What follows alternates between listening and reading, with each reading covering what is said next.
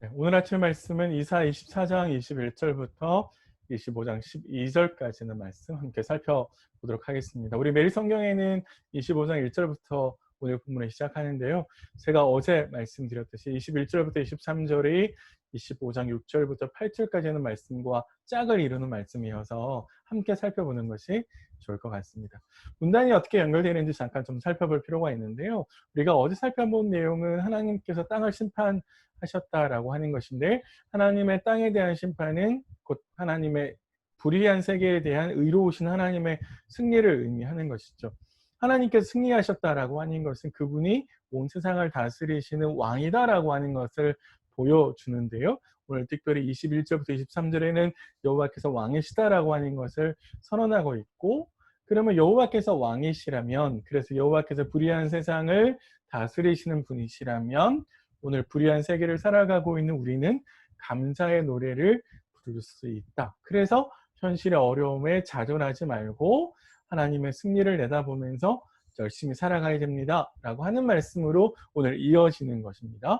이렇게 문단의 연결을 좀 잘 이해하시면 좋을 것 같습니다. 오늘 문단은 그래서 크게 둘로 나눌 수 있는데요. 하나님께서 승리하시고 하나님께서 승리하신 이후에 연회를 베푸실 것을 먼저 이야기하면서 그 중간을 살아가는 현실, 불의한 현실을, 아직 하나님의 승리가 현실이 되지 않은 시대를 살아가는 백성들에게 감사의 노래로 하나님의 승리를 바라볼 것을 이야기하는 첫 번째 문단이 있고요. 두 번째 문단은 하나님께서 종말론적인 잔치를, 마지막 날에 하나님의 말씀을 잘 지킨 사람들과 함께 잔치를 베푸실 것인데, 그 잔치에 참여하지 못하는 사람들 모두 다가 참여하면 좋겠지만 하나님 가리지 않지만은, 그러나 그 가운데에서도 참여하지 못하는 민족들이 있다라고 하는 걸 가르쳐 주고요. 대표적인 예로 이스라엘을 괴롭혔던 모압을 예로 들어주는 장면이 바로 9절부터 12절에 있는 말씀입니다. 자, 본문을 좀 자세히 하나씩 들어가 볼까요? 첫 번째 문단은 하나님의 승리와 감사의 노래를 보여주는 24장 21절부터 25장 8절까지인데요. 그 첫 번째 또 문단은 하나님의 승리와 통치를 보여주는 24장 21절부터 23절까지입니다. 하나님께서 때가 되시면은 하늘에서 높은 군대들을 벌하실 거다라고 이야기를 하는데요. 높은 데라는 말은 하늘이라는 말이고요. 높은 군대는 아마도 민족들의 수호신을 이야기하는 것처럼 보입니다. 이 말씀은 나중에 한번 다니엘서 10장 13절 그리고 20절 21절을 한번 찾아보시면 여기에 하나님의 천사 미가엘이 각 민족들의 수호신처럼 여겨지는 이들을 벌하는 걸 볼 수 있는데요. 오늘 우리가 함께 찾은 본문에서는 하나님께서 직접 하늘의 민족들의 수호신이라고 여겨지는 군대들을, 그리고 지상의 왕들을 벌하시는 내용들이 등장을 합니다. 그러면서 그들을 벌하시기 위해서 옥에 가두시고 벌을 내리시는데, 벌을 내리신다라는 말은 하나님께서 그들의 잘못에 대해서 책임을 물으신다라는 말입니다. 자, 그래서 땅에 있는 왕들을 벌하심을 통해서, 그리고 그 왕이 섬기는 나라들이 보호해 준다고 생각하는 그 수호신들을 다 하나님께서 벌을 내리시는 걸 통해서 하나님께서 왕이시다라고 하는 것을 사람들에게 증명해 보이시는 거죠. 하나님이 예전에는 왕이 아니었다가 이제서 왕이 되셨구나, 이런 게 아니라 하나님은 원래부터 왕이셨는데 당신이 왕이시다라고 하는 사실을 이런 방식을 통해서 사람들에게 보여준다라는 말입니다. 하나님께서 왕이시다라고 하면, 그래서 하나님께서 때가 돼서 민족들의 수호신을 벌하고 지상의 왕들을 벌하실 때가 있을 것인데, 그러나 그것이 아직은 현실이 아니거든요.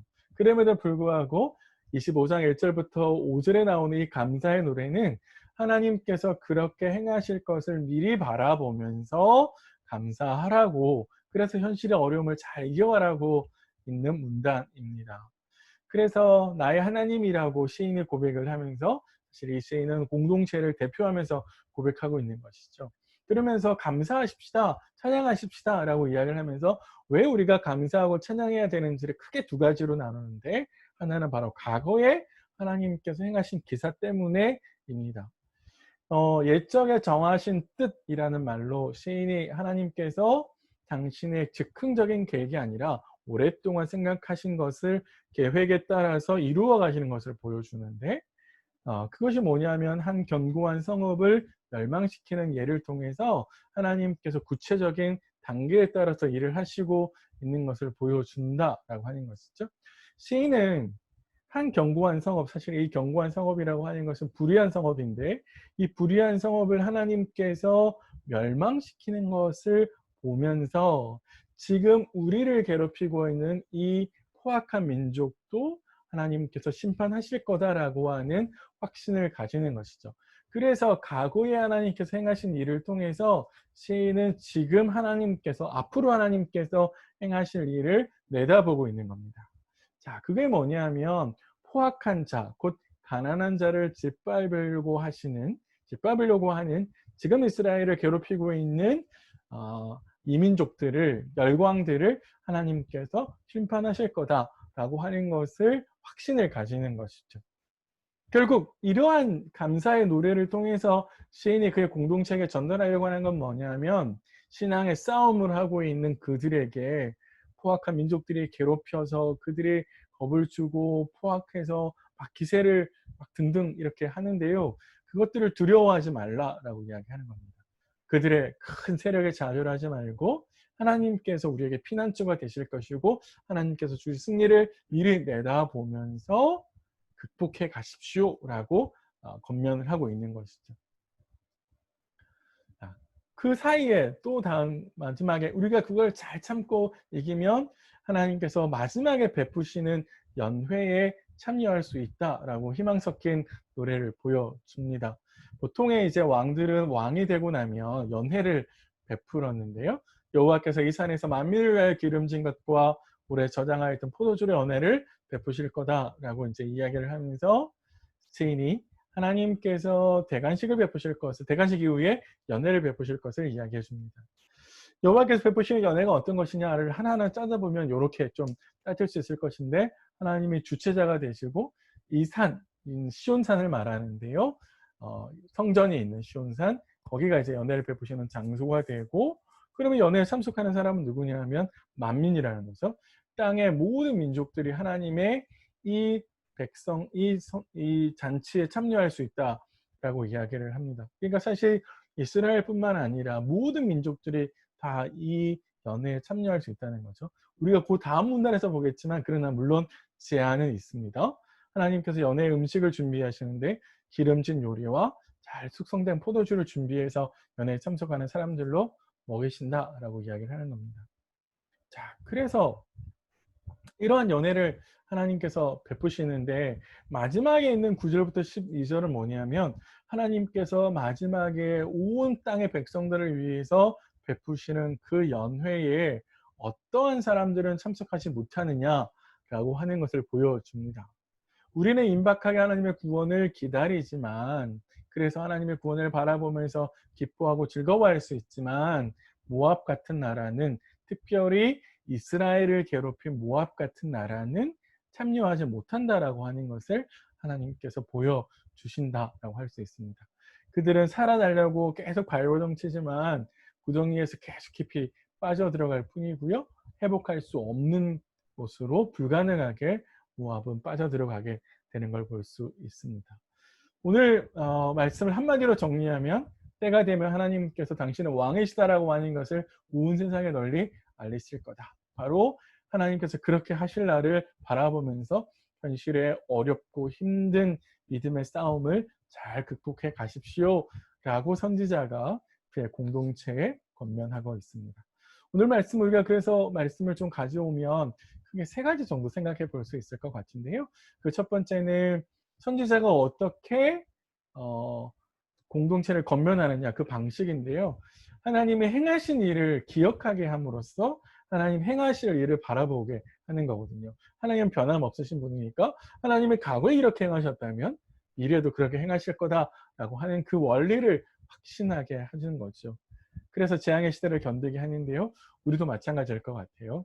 우리가 지금 어렵고 힘든 상황들을 맞이하고 있잖아요. 코로나가 계속되고 있고 또 코로나로 인해서 경제적으로 어렵고 힘든 상황들이 계속되는데 우리가 기억해야 될 건 뭐냐면 지난날 하나님께서 내 삶에 행하신 역사, 하나님 행하신 구원의 흔적들을 되새겨보는 거죠.